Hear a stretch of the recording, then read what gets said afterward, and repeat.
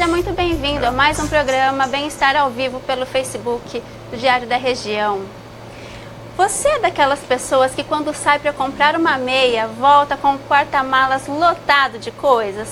Ou quando abre uma caixa de bombom, não consegue parar enquanto não chega ao fim? Será que esse comportamento é uma compulsão, um impulso, uma mania, um transtorno, uma síndrome? Nós convidamos os psicólogos Marcos Vinícius Gabriel, professor de psicologia da UNORP, e a Simone Rangel, do Bem Saúde, para falar sobre compulsão, o desejo incontrolável de algo. Quem também está aqui com a gente é a jornalista Gisele Bortoleto. Boa tarde, Gisele. Você já teve algum comportamento compulsivo? Boa tarde, Rita. Boa tarde, internauta. Boa tarde, Simone, Marcos Vinícius. Sejam muito bem-vindos. Olha, Rita, comportamento compulsivo propriamente diagnosticado não. Principalmente porque esses comportamentos, eles teriam que gerar algum tipo de prejuízo, quer seja pessoal, relacional, social, financeiro. Digamos que eu tenho assim algumas excentricidades, vamos deixar nesse campo. Na verdade, gente, a compulsão ela pode afetar as pessoas de várias formas. Nós temos a compulsão pela comida, a compulsão pelo jogo, por que não pelo trabalho? Tem quem tem compulsão pelo trabalho, sim, por sexo, por compras, é uma compulsão bastante comum. Os acumuladores também, eles são compulsivos. Eu queria saber do professor Marcos Vinícius, a compulsão, ela é uma patologia ou ela é uma necessidade física e emocional? Então, ela já é um transtorno de comportamento, né? Ela vai levar gradativamente a pessoa a um processo psicopatológico, né? Em determinadas situações vai acabar fazendo com que a pessoa entre num estágio de cronicidade em relação a essa forma repetitiva de se comportar. Então, obviamente que a gente vai tratá-la como uma psicopatologia, sim. E qual é o limite entre a doença e a normalidade nesse caso? Eu diria para você que os limites são muito variáveis de acordo com cada caso e com cada pessoa, né? Mas assim, hoje, muitas vezes a gente não vai observar comportamentos que são repetitivos e já estão numa esfera de compulsão. Por exemplo, eu posso ter hábitos dentro da minha casa que são muito comuns, né? Eu levanto, eu vou tomar banho, eu vou me arrumar, eu vou tomar café, eu vou fazer tais coisas até sair de casa. Sempre num ritual, todos os dias. Isso pode ou não levar uma pessoa a uma compulsividade. Se eu começar a me prejudicar em relação a isso e tentar me gratificar emocionalmente por conta dessa ritualização, aí sim. Caso contrário, não. É uma forma de eu criar um mecanismo dentro da minha casa que me traz como se fosse uma válvula de escape, vamos dizer assim. Já que você pegou a manhã como exemplo, é muito comum a gente sair de casa, chegar no elevador e falar, opa, deixa eu ver se eu desliguei o fogo, ver se eu tranquei a porta realmente.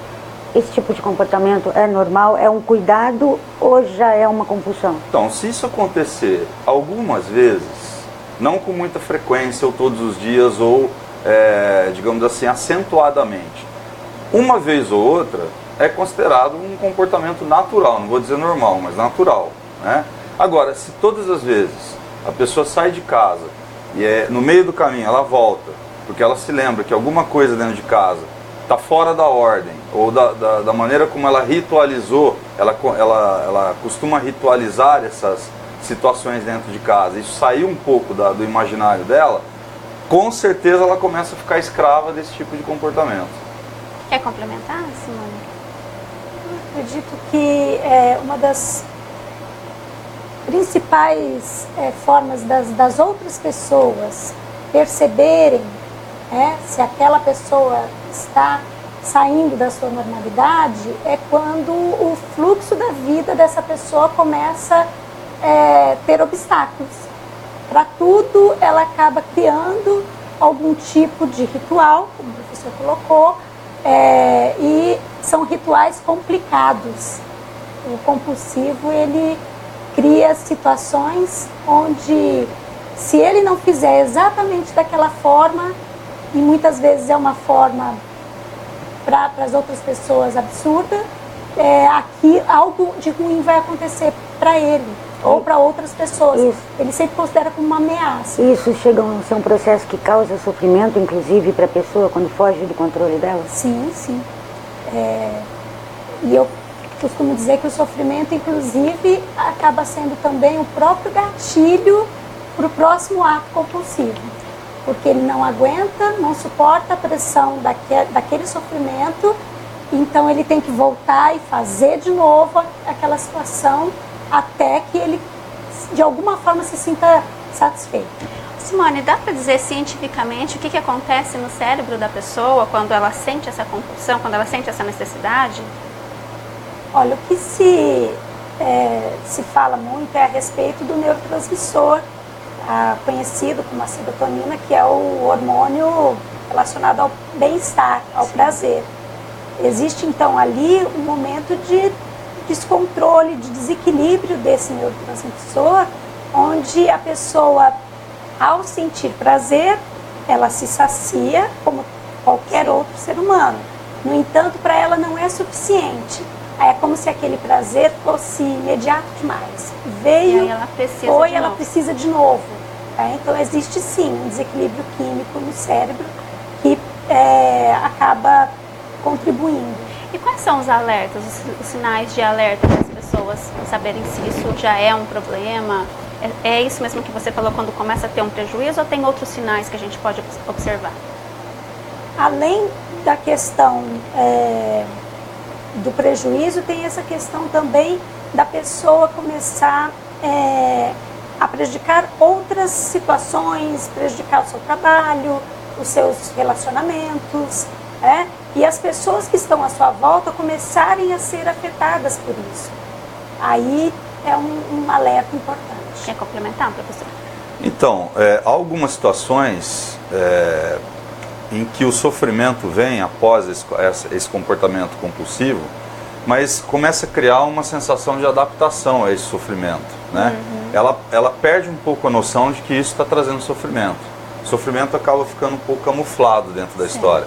Ela já está tendo prejuízos, né? Vários prejuízos, mas ela não tem a mínima consciência de que isso está acontecendo. Certo. E ela pode ter, assim, desencadear várias compulsões. Várias compulsões. Por exemplo, vou dar um exemplo. Ao mesmo tempo, com certeza. Isso pode criar uma situação de multiplicidade de comportamentos repetidos, vários, né? Por exemplo, uma situação muito comum, né? Compulsividade por comprar, né? A pessoa já começa a ter prejuízo no cheque especial, prejuízo no cartão de crédito, ela passa a somar uma série de dívidas. Algumas pessoas até começam a alertá-la: olha, você já está financeiramente comprometida, porque você não para de ir ao shopping center, fazer compra, você está com 200 pares de sapato, mas ela não, para ela, esse tipo de situação não é considerado um sofrimento. Por quê? Porque quando ela compra, ela consegue aliviar a sua tensão. É como se fosse uma válvula de escape, uma forma dela sobreviver no mundo, vamos dizer assim, né? O mundo está sendo muito, ela está vivendo uma pressão de mundo muito grande na relação com o mundo, então ela busca nesse comportamento uma forma de se gratificar e aliviar essa tensão. Simone, esse prazer momentâneo, ela está tentando aliviar um prazer momentâneo. E depois, fala, meu Deus, para que eu comprei mais um sapato se eu tinha 50 pares? Eu não precisava, só comprei porque eu gostei. Como é que fica depois que passa esse prazer imediato na compra, na satisfação do ato? Na verdade, a situação precisa ser revista não só pelo ato da compra. Aquele momento trouxe um alívio, depois vem uma frustração e daqui a pouco já não é mais frustração, como o professor colocou. Daqui a pouco isso se torna natural para ela e ela acha que é necessário. E o que na verdade precisa ser averiguado é a questão da ansiedade. Porque essa ansiedade que ela está vivenciando, ela não está conseguindo lidar com algumas situações e isso está desengatilhando aí um comportamento compulsivo. A gente conhece alguns exemplos de pessoas que acabaram identificando as compulsões. Uma determinada compulsão conseguiu manter sob controle, não sei se para satisfação pessoal ou para dar uma satisfação para a sociedade, para a família, mas que trocaram a compulsão, deixaram, por exemplo, de comer, mas começaram a arrancar os cabelos. É comum essa troca da compulsão? Exatamente, é bem comum a gente observar esse quadro, já é uma questão já de ordem mental, né? Por exemplo, essa situação que você está colocando é uma situação de tricotilomania, né? Que é o ato da pessoa começar a mexer no seu cabelo, arrancar o cabelo, e isso começa a se tornar cada vez mais crônico e vai trazer muito sofrimento, ela vai ferir o couro cabeludo, e então já passa para um estágio de desordem mental, né?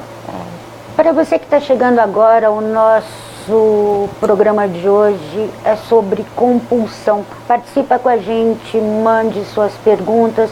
Nós temos dois especialistas, a Simone Rangel e o professor Marcos Vinícius Gabriel, para esclarecer a dúvida de vocês. Nós estamos aqui com a participação de alguns internautas. A Vera Lúcia dos Reis, ela está perguntando uma coisa que acho que já foi respondida. Boa tarde, Vera Lúcia. A compulsão por compra sem precisar. Acho que a gente já falou sobre isso. A Josiane Bizarri está assistindo com a gente. Boa tarde, Josiane. Seja bem-vinda. Se tiver alguma pergunta, manda aqui pra gente. A Milena Grigoletti também, ela está participando. Eu gostaria que os dois falassem a respeito.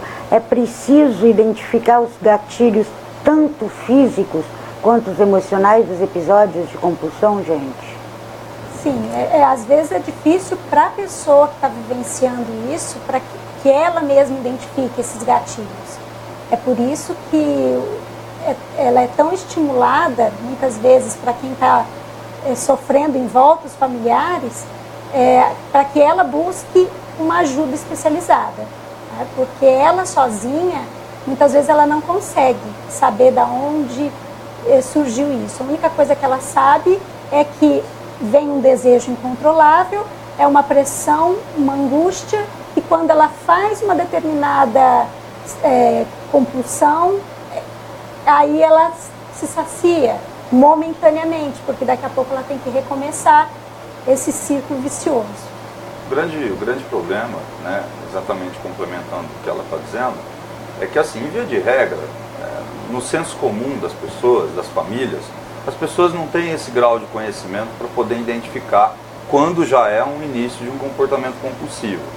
Então, às vezes uma brincadeira que é repetida todos os dias, ela pode ser vista apenas como uma brincadeira, mas já pode ser um indício de uma compulsão sendo originada ali.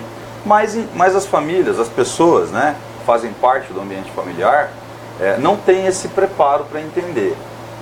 Geralmente, o que é que vai acontecer? Quando já está trazendo algum tipo de prejuízo na ordem familiar, na organização individual da pessoa, e já está comprometendo a vida da pessoa, que a pessoa vai buscar ajuda. Porque não há essa... isso que a gente está fazendo aqui, por exemplo, é extremamente importante, né?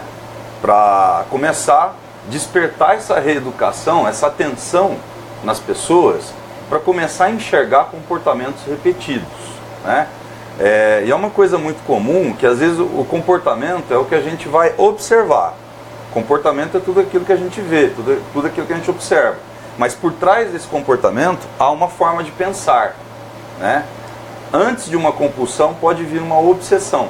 A obsessão é um transtorno de pensamento e a compulsão é um transtorno de comportamento, né? Então, será que isso não está ocorrendo antes de acontecer a compulsão? Então, a compulsão muitas vezes vai ser a ponta da pirâmide. E embaixo dela, se a gente colocasse, por exemplo, a figura de um iceberg, embaixo daquilo que a gente vê do iceberg, você tem todo um transtorno de pensamento já acontecendo. Mas como isso é muito implícito, as pessoas não estão digamos assim, preparadas para identificar. E, exatamente pegando do que ela disse, as questões de alívio de tensões e ansiedades são muito frequentes, desde a idade infantil, da fase da infância, até a adolescência e daí para frente. O que o ser humano faz no mundo para sobreviver é aliviar a tensão o tempo todo, né? Então, na verdade, o problema todo fica naquele pensamento que fica na nossa cabeça. Preciso, quero fazer isso. Sendo que a partir do momento que ela se dá conta e controla, ela pode já ter um bom caminho andado aí, Exatamente. Né? Esse pensar obsessivo... Mais do que físico, né? Mais do que físico. Juntamente com situações de ansiedade e angústias, você vai canalizar na forma de se comportar repetidamente um desafogo disso. Uma válvula de escape, uma estratégia de sobrevivência. E é também muitas vezes esse pensamento que vai dar o pontapé para um vício. É uma escada, né? Uma escadaria, um degrau que começa, né? A dependência, que é o vício, ela muito provém de um comportamento compulsivo, né? Então, por exemplo, pessoas que são muito... que vão aliviar suas tensões numa bebida alcoólica, por exemplo. Por conta do que a própria substância psicoativa tem o efeito viciante dela, a nicotina, o álcool, a maconha, a cocaína, por exemplo, eu entro naquela substância para aliviar essa tensão. Só que vai se tornar repetitivo. Sim. Eu vou usar hoje, vou usar amanhã, vou usar depois, e isso acaba virando uma dependência compulsiva. Para você que está chegando agora, nosso tema hoje é a compulsão. Nós estamos com 2 especialistas aqui para esclarecer as dúvidas de vocês e as nossas, porque nós somos os que mais aprendemos nesses bate-papos. Temos a felicidade de contar com profissionais como eles, né, Rita? Nós temos mais gente participando aqui com a gente. Adivinha quem está aqui? A Karina Rangel Augusto. Linda, minha irmã psicóloga Simone Rangel. É santo de casa mesmo, né? A Vera Lúcia dos Reis, ela está fazendo uma outra pergunta. Ela já tinha perguntado sobre as compras, ela está perguntando. E a compulsão pelos jogos? Pôquer, baralho e outros tipos de jogos, gente? Então, cada compulsão, ela tem, na verdade, por trás um sentimento que não foi muito bem trabalhado. Provavelmente, lógico que isso precisa ser estudado, caso a caso, mas provavelmente a questão dos jogos, ela está muito relacionada àquela sensação de bem-estar, de ser vencedor, de ganhar, de ter as cartas da mão, onde eu dito as regras, e que muitas vezes no dia a dia a vida dessa pessoa não é assim. Ela no dia a dia ela não é valorizada a esse ponto. E ali naquele momento, no ato de jogar, ali ela se encontra nessa posição. Talvez é o que ela almejaria e o que traria uma felicidade para ela. Então o jogo, ele também tem essa questão, né? Ele vai balancear, vai compensar a pessoa por algo que na vida, na verdade, ela não é. Uma coisa que é muito interessante, posso fazer apenas uma... Por favor. O jogo é desafiador. Todo tipo de jogo desafia, instiga o indivíduo, né? Então, esse tipo de pessoa que vai ficar mais propensa a ter uma compulsividade por jogos, são pessoas que gostam de se autodesafiar através do jogo. Mas ela vai se desafiar hoje, amanhã, depois e continuadamente. Vai se tornar um jogo patológico, porque esse desafio nunca vai ser suprido, vamos dizer assim. Então, mas você não poderia canalizar essa energia e se desafiar diariamente para uma coisa que trouxesse menos risco? Não seria interessante a pessoa fazer isso? Poderia, claro que poderia. Você poderia diluir esse tipo de comportamento ao invés de você se fixar em um só, né? É isso que de repente, por exemplo, a pessoa que a gente está falando dessa situação de jogo patológico, ela vai ficar 24 horas por dia jogando, né? O que é que ela poderia fazer nesse espaço de 24 horas? Ela poderia fazer inúmeras coisas, mas ela está fixada apenas em jogar. Eu iria um pouco mais além, de que ela está deliberando energia sexual para o jogo. Ela poderia estar tendo uma relação social, uma relação interpessoal, uma relação afetiva, uma relação sexual, mas ela canaliza toda essa energia sexualizada que está dentro dela na questão do desafio que o jogo traz. Ainda pegando carona com relação ao jogo, será que não é importante também um alerta para os pais, já que muitos adolescentes passam horas jogando na Perfeito. internet e tudo mais? Isso é muito importante. A família começar a perceber o que é que está acontecendo com esse jovem. Ele dentro de um quarto o tempo todo, isso não é Quanto ao considerado. permitido, vamos dizer assim? Claro que não Então, tem um limite, mas o que... Cada família acho que tem que Sim. criar a sua rotina, dentro da sua realidade, o que seriam as suas regras. Sim. Cada família tem que colocar ali. Mas hoje se coloca que em torno de, passou de 3, 4 horas seguidas na frente de um computador, já está prejudicando os relacionamentos dela, já está prejudicando a vida social ou profissional, e isso com certeza está se transformando numa compulsão. Então isso é importante a gente regrar sim. O grande problema de toda essa história é que os jogos são muito sacanas. Eles entretêm demais, eles seduzem demais, e a pessoa acaba entrando dentro de toda uma cadeia de situações que, quando você vai ver, é sempre uma situação nova, né? Nenhum jogo é igual ao outro. Sim. Então, assim, todos os dias eu vou ter uma situação diferenciada com o jogo. Eu não vou jogar o mesmo jogo todos os dias e da mesma forma, né? Isso é que vai fascinar. Só que a repetição vai ocorrer em função do ato de jogar, né? São várias possibilidades envolvidas com o jogo, mas a repetição ela vai ocorrer interminavelmente. Nós temos mais internautas aqui assistindo com a gente. A Felícia de Gonzalez. Oi, Felícia, boa tarde, tudo bem? Você está devendo a sua vinda aqui pra gente. Não esquecemos disso não, tá? A Andréia Souza, a Karina Augusto está dizendo, olha, parabéns pela iniciativa. O assunto é muito pertinente. Tem realmente muita gente interessada nesse assunto. Gente, interessante como no comportamento humano as coisas estão interligadas. Na semana passada nós fizemos um programa aqui sobre o auto-engano, como as pessoas se enganam. E no caso da compulsão, acho que é pior ainda. Elas tentam se enganar, elas justificam o comportamento delas das maneiras mais estranhas possíveis, não é? Sim, ela está sempre com uma justificativa que para ela é muito plausível. Para ela satisfaz, né, o que ela coloca. Só que na verdade ela está mascarando essa ansiedade. Como nós havíamos comentado aqui no início, a ansiedade é uma sementinha que se você deixar ela vai brotar, ela vai crescer, ela vai se tornar uma grande árvore e vai dar um fruto. Um dos frutos é a compulsão. Então nós precisamos trabalhar já desde o início a ansiedade, inclusive com as crianças. A gente pensa que criança não vai ser ansiosa por quê? Né? Tá ansiosa porque se a vida dela é só brincar, né? Não tem grandes preocupações. Mas desde ali a gente já começa a perceber onde precisa ser trabalhado na criança, depois na fase adulta também. É importante trabalhar a ansiedade em primeiro lugar. Pegando carona nisso que você está falando, como que os pais podem ficar atentos? Quais são os sinais, os alertas? No caso das crianças em especial. A criança, ela não costuma verbalizar o que ela está... Ela nem sabe, muitas vezes, verbalizar o que ela está sentindo.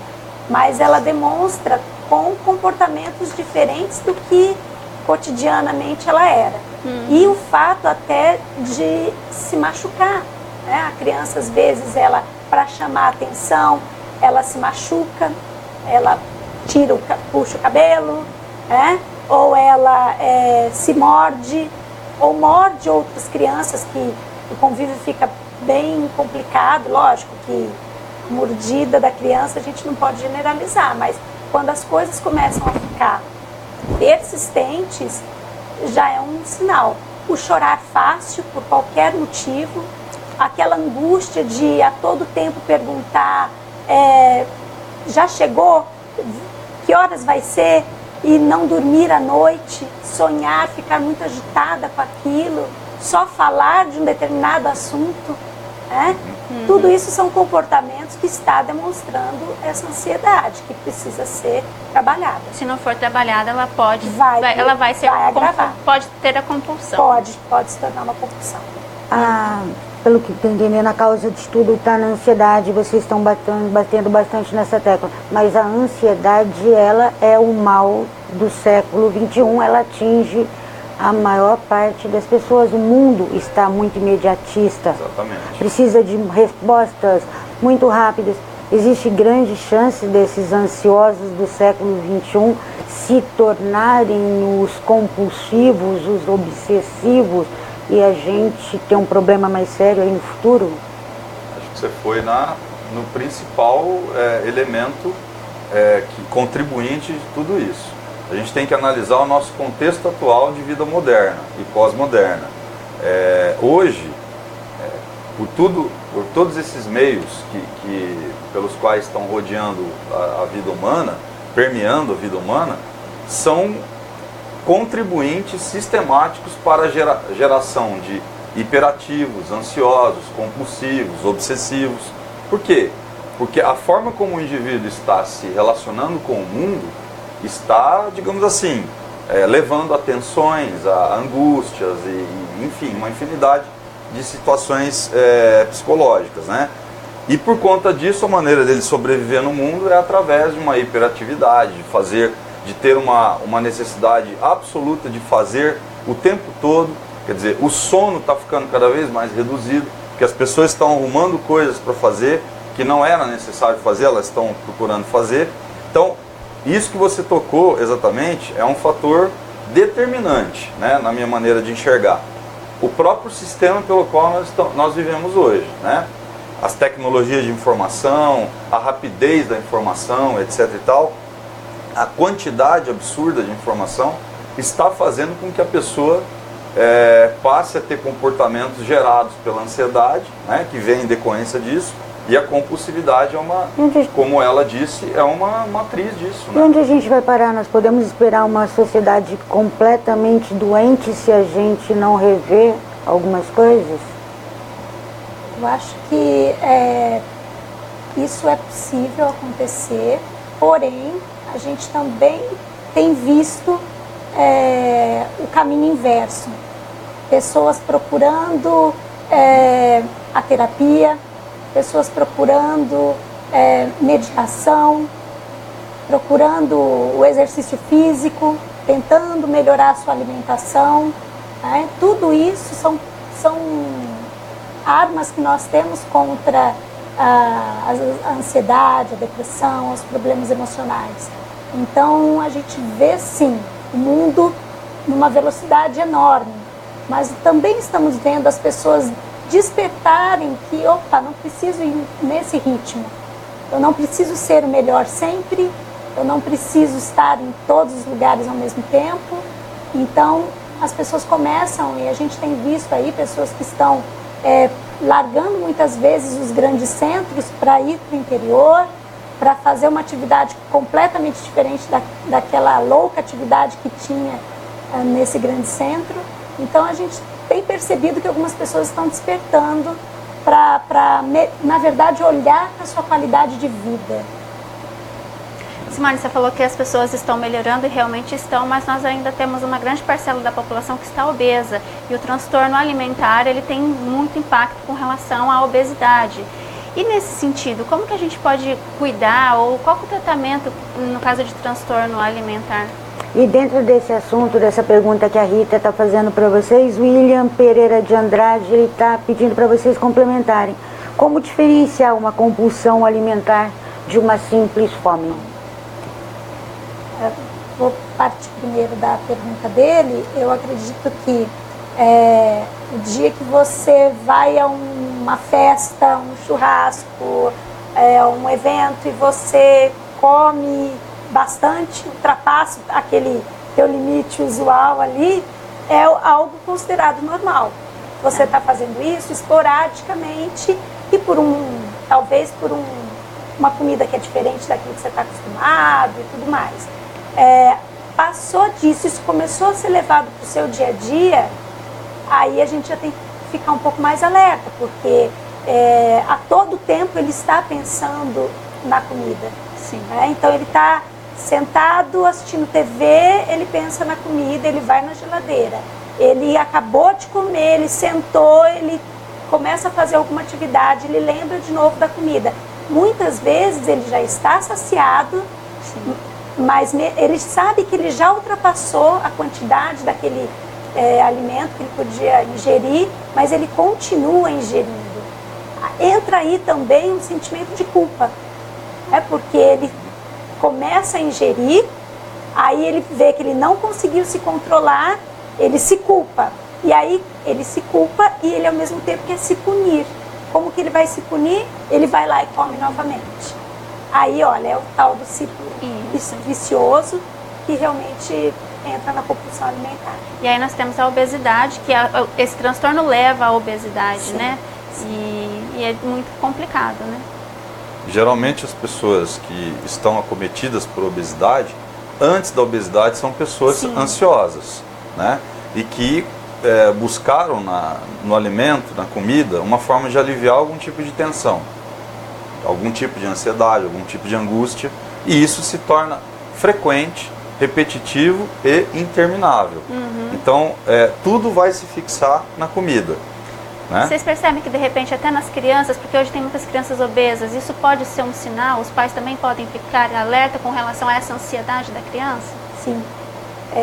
A criança, muitas vezes, ela não tem a noção de quantidade de comida que ela tem que ingerir num dia ou tudo mais. Então, para ela fica até mais na mente dela, né? Fica muito mais fácil a todo momento ela abrir a geladeira ou abrir o pacote de bolacha ou comer, porque ela ainda não tem o limite bem estipulado na mente dela. Então a família tem que entrar nesse momento. Mas o processo familiar às vezes pode influenciar? Porque, por exemplo, às vezes a mãe fica dando comida o dia inteiro para o filho, né? Não pode largar a comida no prato. E aí isso pode gerar um comportamento também compulsivo? Sim, é uma bola de neve? Pode gerar, só que não necessariamente o comportamento compulsivo da criança vai ser por esse comportamento da mãe. Existe um outro comportamento da mãe que está influenciando na ansiedade dessa criança. Tá. Se essa mãe é ansiosa porque não vê o prato limpo em todas as refeições, essa mãe também é ansiosa para outras coisas. Então ela deve cobrar essa criança, acaba cobrando essa criança em outros momentos também.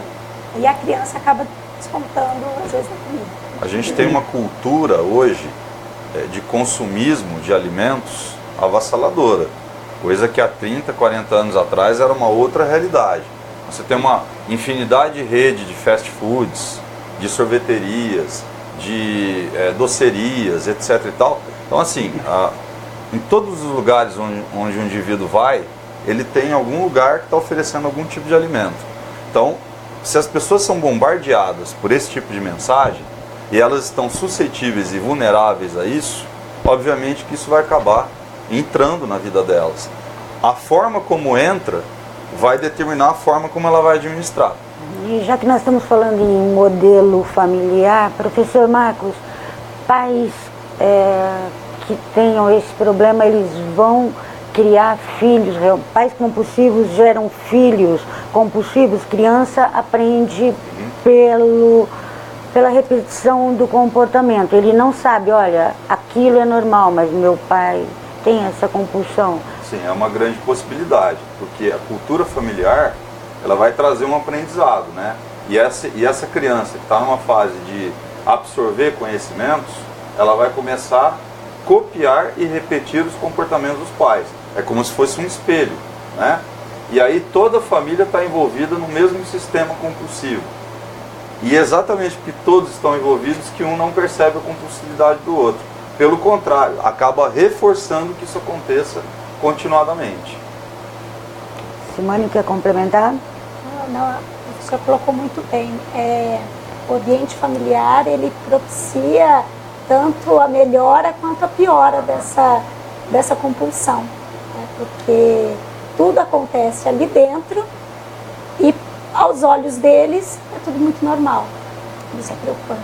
A gente tem visto muito, tem sido recorrentes os casos que estão sendo mostrados dos acumuladores, a síndrome de Diógenes. Isso já foi uma compulsão? Quando essa compulsão é uma síndrome, na verdade? Na verdade, o acumulador, essa questão de síndrome, eu acho que na verdade é só uma maneira de você trazer isso um pouco mais perto da realidade das pessoas. Mas ela é uma compulsão, né? Ela não deixa de ser. A partir do momento que é uma síndrome, ela não deixou de ser uma compulsão. E realmente isso traz muito prejuízo para a pessoa. Ela tem uma necessidade de apego muito forte. Sentimento também. Um Ela sentimento, coloca o sentimento no objeto, né? O sentimento está preso naquilo e aquilo então não pode sair de perto dela. Isso para ela é um sofrimento também. Exatamente. Tem pergunta? Nós temos aqui também a Karina perguntando, e o inverso, a criança que não quer comer, mas o pai está lá insistindo, é compulsivo? Então, na verdade, a gente não pode generalizar, porque nós temos que ter a consciência que todos que podem assistir esse programa podem pensar que se meu filho não comeu, tem algum problema. Não, não é bem isso, né? É preciso verificar o que é que está acontecendo para essa criança não comer. Por que isso? Por que ela está recusando tanto o alimento? Será que não é importante colocar essa criança nesse contexto de preparar junto com os pais o próprio alimento, para que ela se sinta pertencente àquele momento e ela sinta vontade de experimentar aquele alimento? Então vai muito de como você lida com a criança, para você poder dizer que aquilo é ou não é fruto de uma ansiedade. Algo que eu poderia assim, sugerir nesse sentido, acho que isso começa a trazer até para uma situação bem lúdica na forma dos pais lidarem com os filhos e dos filhos lidarem com os pais. Você de repente começar a conversar sobre os alimentos, sobre as propriedades dos alimentos, por que esse tipo de alimento tem esse valor nutricional, por que ele faz bem para a saúde, etc. e tal. Isso tudo vai criar uma curiosidade, vai despertar uma curiosidade na criança. Ah, aquele alimento que você me mostrou, eu gostaria de experimentá-lo. Então, quer dizer, é uma forma de você criar na própria criança um desejo natural por comer. Agora, se você impõe que ela coma determinada coisa, isso de repente não é a estratégia ideal, né? Tudo que é imposto para qualquer um, seja criança ou para adulto, não vai ser gostoso, né? Então, vai gerar, às vezes, uma última pergunta é com relação aos tratamentos, né? A pessoa que tem compulsão, ela consegue se curar sozinha ou ela necessariamente vai precisar da ajuda de um profissional? É importante você ter falado isso do curar sozinho, porque o compulsivo, ele tem essa dificuldade de entender que ele precisa tratar essa doença, e ele tem, mesmo quando ele reconhece que ele está doente, ele tem aquela sensação de que eu consigo sair disso sozinho.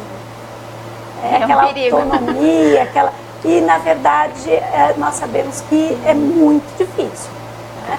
O que na verdade vai causar talvez muito mais sofrimento e vai fazer com que ele abandone qualquer estratégia que ele possa traçar para tentar se curar. Eu acho que a busca do especialista é muito importante, porque esse especialista ele estudou para isso, ele sabe exatamente quais são as técnicas que vão ser utilizadas. Alguns casos vão necessitar da medicação, né? Aí é com o psiquiatra. Isso que eu ia perguntar, existem casos que precisam ser feitos encaminhamentos? Sim, o psiquiatra pode trabalhar alinhado ao psicólogo. Principalmente se tiver uma situação envolvida com ansiedade e depressão. Isso vai ser muito fundamental no processo. Porque como existe, nós comentamos agora há pouco, um desequilíbrio químico no cérebro, muitas vezes trabalhar só o emocional, trabalhar só o comportamento, o cérebro não vai conseguir corresponder. Então precisa da medicação para dosar esse equilíbrio. A mesma pergunta vale para as mães, né? Não adianta tentar tratar sozinho o filho, achando que ela descobriu que o filho é compulsivo, ela fala, vou resolver o problema. Não, tem que levar, o ideal é que leve para um especialista, né? Sim, o ideal é o especialista e desmistificar um pouco o papel do especialista. Porque muitas vezes quando os pais falam para alguém que está levando a criança ao psicólogo, as outras pessoas parecem que torcem o nariz, ainda torcem, é duro né? a gente dizer isso, mas eu lido com isso, eu sei. As pessoas ainda torcem o nariz e comentam depois, né? Nossa, aquela criança está ficando louca, nossa, aquela criança tem algum problema muito sério, como se o emocional não fosse algo que tocasse a todos nós. Sim. Então a gente tem que desmistificar isso, da mesma forma que existe o ortopedista que cuida dos ossos, existe o psicólogo, o psiquiatra que cuida da mente, então a gente precisa, a própria família tem que quebrar esse tabu da procura do psicólogo, desmistificar isso.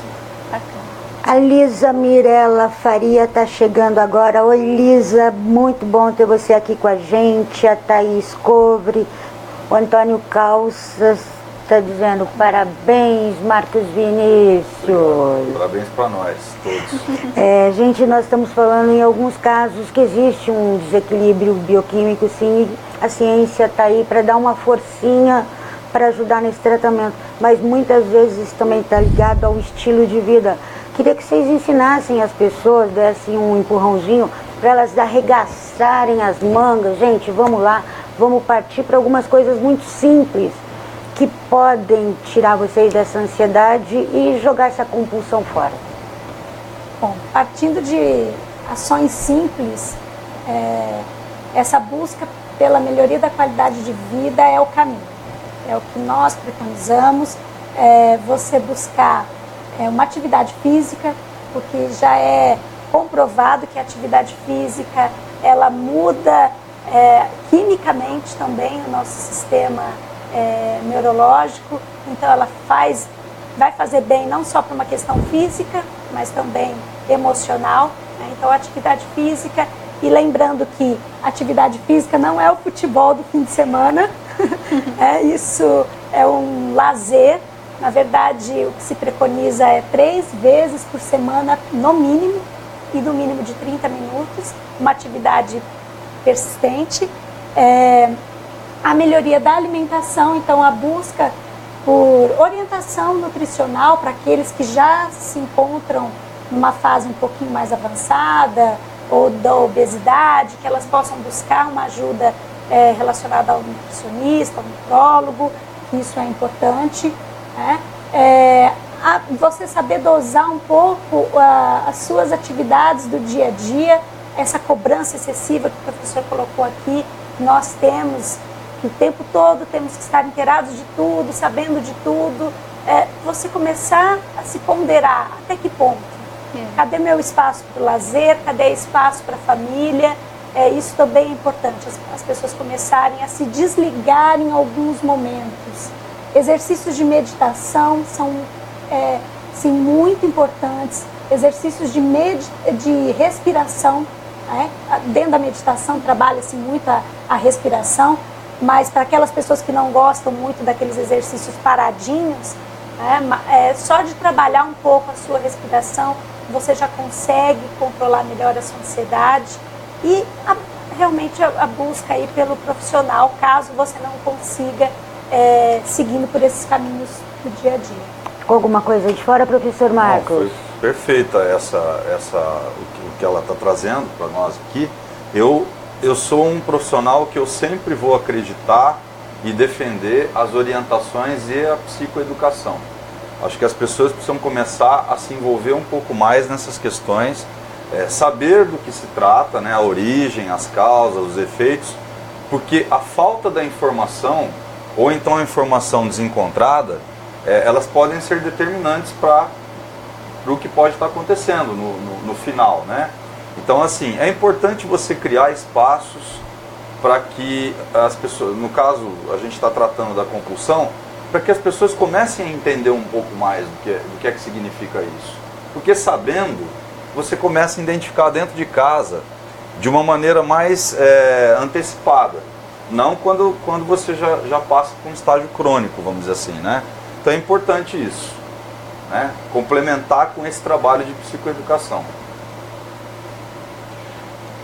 Gente, infelizmente nosso programa está chegando ao fim, o bate-papo está maravilhoso, conseguimos aprender bastante com esses grandes profissionais. Já fizeram as últimas considerações? Quer falar mais alguma coisa? Simone, pode ficar à vontade. Na verdade, eu quero encorajar as pessoas para que elas, ao se depararem com uma entrevista como essa, ou um artigo que você leu, uma revista que você descobriu sobre o assunto, e você se identificar com algumas coisas do que nós falamos aqui, você buscar ajuda. Você não vai ser pior do que ninguém se você fizer isso. Você, muito pelo contrário, vai demonstrar uma pessoa muito mais corajosa, com uma capacidade de enfrentamento muito maior. E vai ser bom para você, como vai ser bom para todo mundo que está à sua volta. Eu faço também das suas palavras as minhas. Acho que isso é o principal de tudo mesmo, o encorajamento, né, para enfrentar a situação. Nós somos mais municiados de recursos do que a psicopatologia. Se a psicopatologia prevalecer sobre o ser humano, isso é injusto, porque o ser humano tem recursos humanos infindáveis para poder evitar que essas situações aconteçam. Então, vamos trabalhar isso, né, continuadamente, desde a educação infantil até a juvenil, preparar essas pessoas para lidar com a relação dela com o mundo e não se entregar a essas situações de uma maneira muito vulnerável, né? Há muito a ser feito. Muitas vezes as pessoas acham, olha, psicoterapia é uma coisa cara. As universidades, as igrejas, elas têm atendimentos gratuitos. A própria UNORP, ela tem esse atendimento, claro. não a gente é? tem um serviço já de 40 anos de prestação de serviços à comunidade, serviços de várias áreas, né, multidisciplinar, mas o serviço de psicologia pelo qual eu faço parte, já passaram mais de 200 e 300 mil pessoas de atendimento nesses 40 anos pela faculdade. É um atendimento gratuito e muitas situações de compulsão são tratadas lá. Então, as pessoas que tiverem em decorrência de uma dificuldade financeira de fazer um tratamento particular, né, que possam procurar o serviço de psicologia da UNORP, que está de portas abertas para isso. Sabe dizer como é que ela encontra vocês? Facebook ou telefone? Tem alguma forma? Ela pode estar ligando na faculdade mesmo, né? O primeiro atendimento que tiver já vai fazer o encaminhamento para a clínica, né? Ok. Gente, muito obrigada pela participação de todos vocês, obrigada aos nossos convidados, foi maravilhoso. Semana que vem a gente volta novamente, na sexta-feira, a partir das 2h30. Fiquem com Deus. Tchau.